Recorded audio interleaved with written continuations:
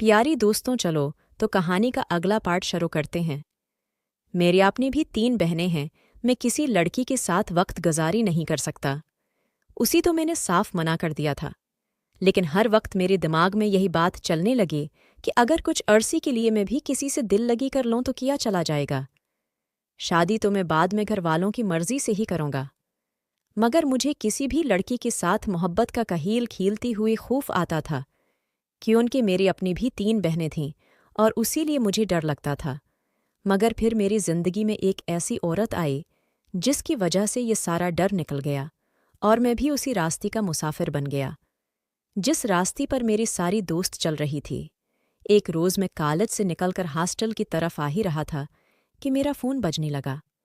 मैंने फ़ोन पर नज़र डाली तो एक अनजान नंबर था। मुझे फ़ौरन घर का ख्याल आया।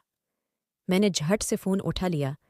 दूसरी तरफ से एक औरत की रोने की आवाज़ आ रही थी। मैं बहुत ज़्यादा मानी रखता था। मैंने ये भी नहीं सोचा कि वो रॉन्ग नंबर है।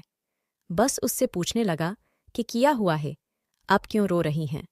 इस औरत की रोनी में ऐसी तड़प थी कि मैं बहुत ही ज़्यादा परेशान हो गया था।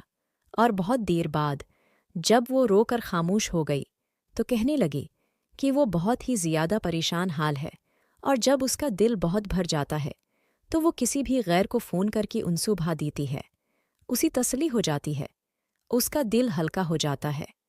उसकी अजीब व गरीब से बात सुनकर मैं हैरान रह गया और उससे पूछा कि आप कौन हैं और ऐसा क्या मसला है कि आप गैरों की अगी रोने लगी है।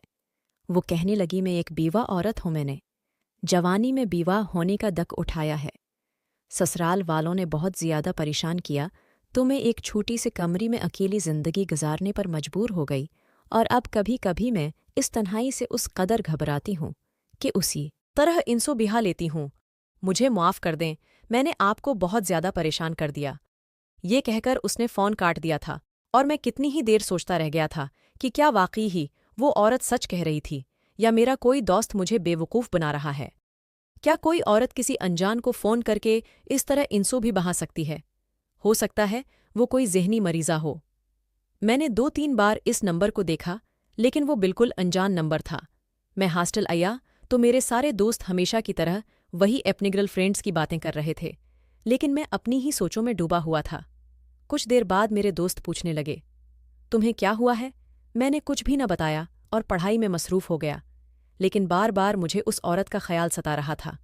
मैं यही सोच रहा था कि पता नहीं वो कौन थी और किन हालात से गुजर रही थी। फिर 2 दिन और गुजर गए और फिर एक दिन इसी औरत का। प्यारे दोस्तों, अगर आपको ये कहानी अच्छी लग रही है तो मेरी उस वीडियो पे कमेंट्स ज़रूर करें ताकि मैं अगला पार्ट भी बनाकर लगाऊं आप लोगों के लिए।